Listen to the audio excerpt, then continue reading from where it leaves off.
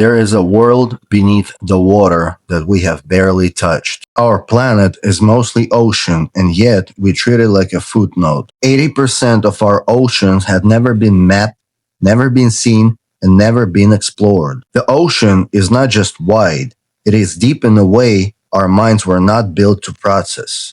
The depths, ocean mysteries, and natural phenomena. Some of what lives in the deep ocean is so large, so strange, that we still don't fully understand it.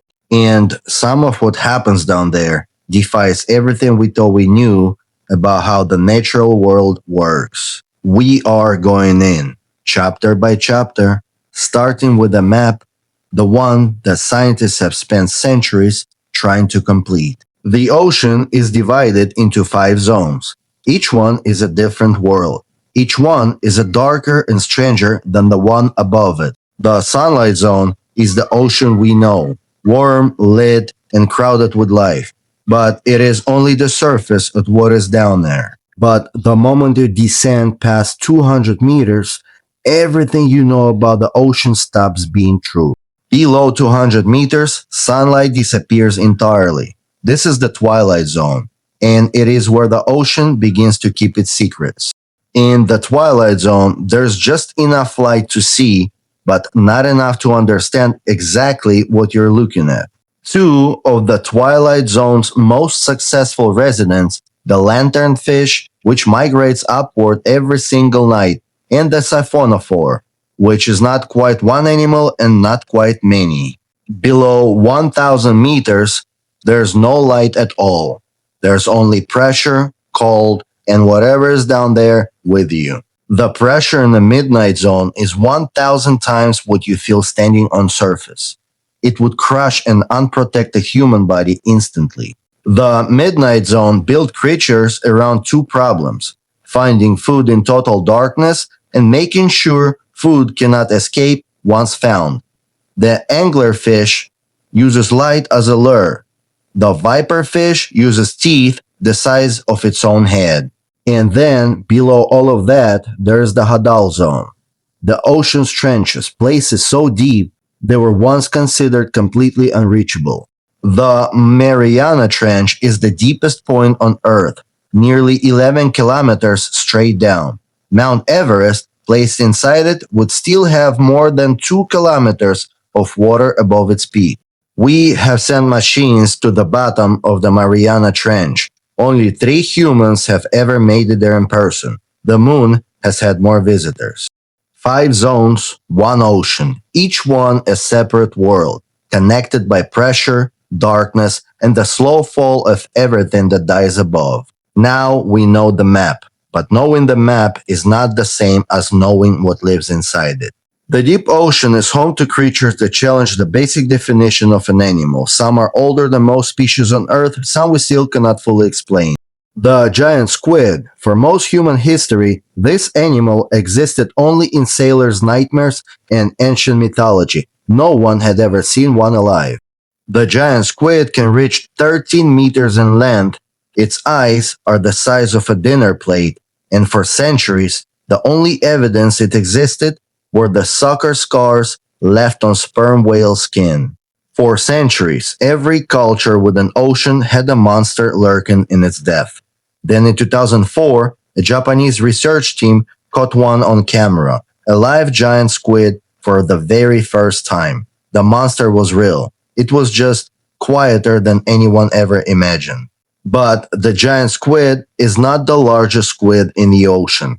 The colossal squid outweighs it significantly, and instead of suckers, its arms are lined with sharp, rotating hooks. Its eyes are the largest of any animal ever recorded, 30 centimeters across, built to detect the faint bioluminescent glow of sperm whales hunting in total darkness. Every culture that fished the deep ocean had a name for the great sea serpent. They were not imagining things. They were probably seeing this: the oarfish, a real animal and one of the strangest things alive.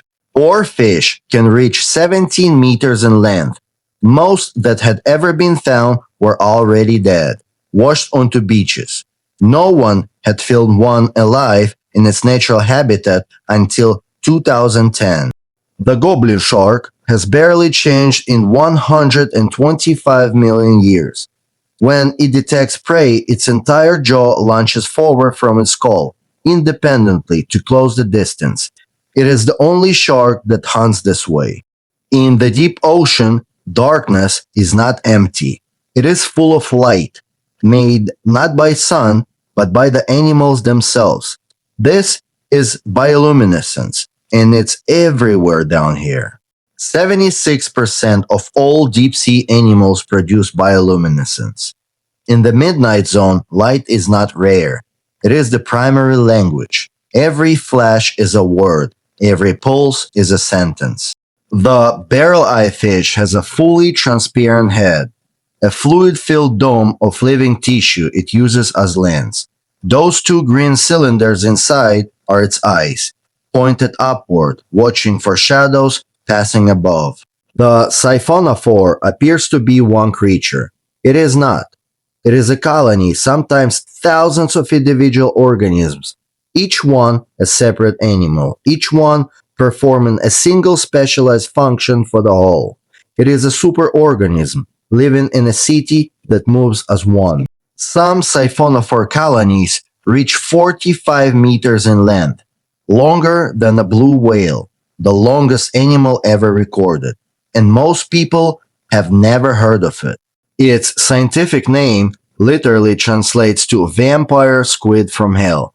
It's jet black, it has red eyes, and it turns itself inside out when threatened, revealing a cloak lined with spines, and its name is almost entirely wrong.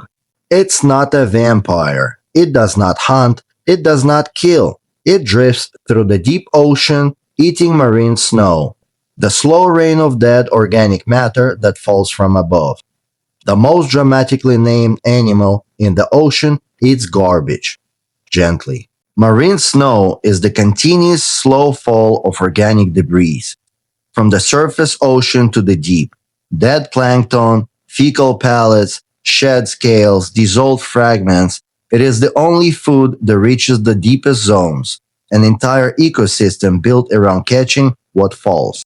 Not everything in the deep ocean is built around teeth and darkness. The Dumbo octopus lives deeper than almost any other octopus on Earth, and it navigates the abyss by slowly beating two rounded fins that sit above its eyes, like ears, and it looks like something a child would draw, and it's entirely real.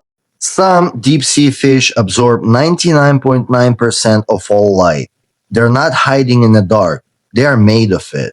The zombie worm has no mouth. It dissolves bone with acid secreted through its roots, then absorbs the nutrients directly. It was discovered in 2002. Scientists had no category for it. When a whale dies and sinks, it becomes an entire ecosystem. Sharks, worms, crabs, bacteria, the same carcass fed upon in stages for 50 years or even more. Scientists are estimating that we have identified less than 20% of all deep sea species. The rest are still down there, unnamed, unseen, and still waiting to be discovered. The creatures are only part of the story. The ocean itself behaves in ways we still cannot fully explain. The ocean is not passive. It generates phenomena that have no clear explanation. Some that were discovered by accident, some that have never been fully solved. In 1997, underwater microphones detected a sound so loud it was picked up across the entire Pacific Ocean. No one knew what made it. The public decided it was a sea monster. Scientists were less sure, but they did not dismiss it. The sound was too large to ignore. It was ice, a massive Antarctic ice shelf fracturing. The sound carrying thousands of miles through cold water. The bloop was solved. Most of the others were not. Four other deep ocean sounds have never been identified. We recorded them, studied them, named them. We still don't know what made them. And sometimes the ocean glows, not in patches, but everywhere and for days. In 1995, Milky Sea covered an area the size of Kentucky. It glowed continuously for 3 days.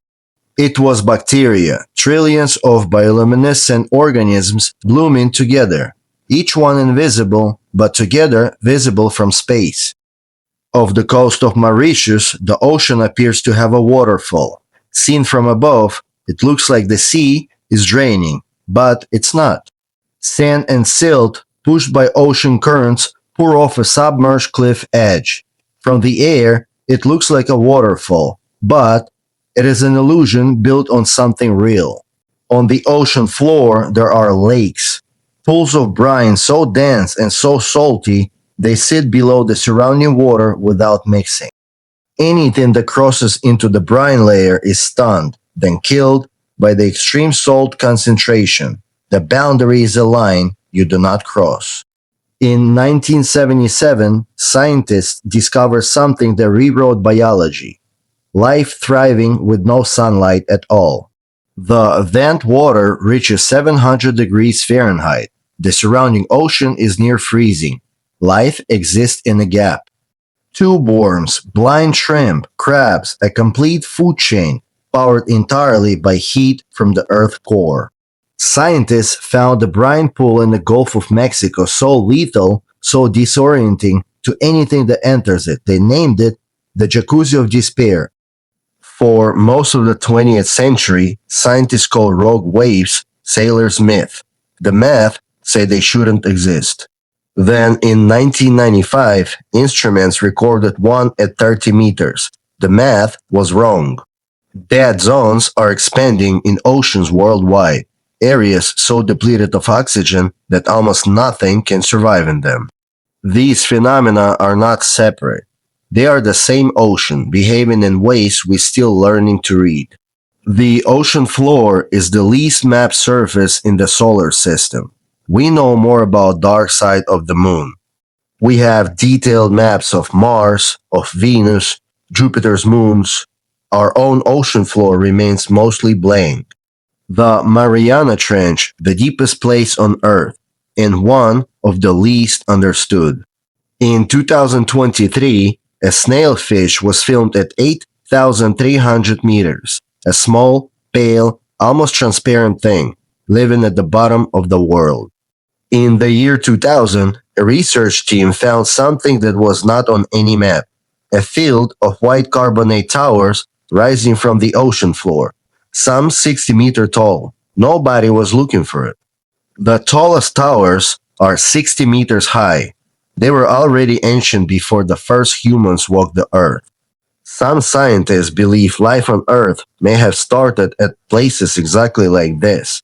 The question still remains open.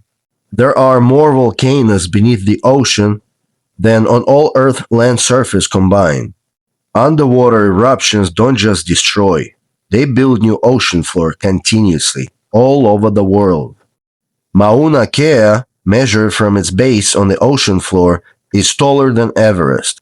We just can't see most of it. Seamounts act as gathering points. Their slopes become some of the most biodiverse places in the entire ocean. Every shipwreck on the ocean floor eventually becomes a reef. Death becomes habitat without any plan. In 2011, a sonar survey of the Baltic Sea found something on the floor. Nobody has agreed on what it is. Geologists say natural, explorers say otherwise. The Baltic Sea anomaly has not been conclusively explained. Off the coast of Japan, underwater, flat surfaces, right angles, terrace steps, make of that what you will. Geologists say erosion carved it naturally. Archaeologists say the geometry is too precise. Neither side has closed the argument. Everything we don't know about this ocean is not a failure, but instead it is an invitation. Whatever happens in the deep ocean does not stay there. It drives weather, temperature, and oxygen levels for the entire planet. We call it Earth, but it is mostly ocean. The deep ocean floor contains minerals worth trillions, but extracting them would destroy ecosystem we have barely cataloged. Some species will be long gone before we find them. The tools have changed completely. We are only now building machines capable of exploring the deep at scale. Autonomous vehicles can now map the ocean floor continuously without a human on board, without surfacing, without stopping. A protein found in a deep sea jellyfish is now one of the most important tools in modern medical research. The ocean absorbs 90% of the excess heat our planet generates. It has been quietly protecting us, for now. Every year, the ocean absorbs 30% of all the carbon dioxide humans produce. When the ocean absorbs too much, it acidifies. And acidification dissolves the foundations everything down there is built on. This is what the stakes look like. We are the first generation with the tools to actually go there. What we find next will change everything we think we know.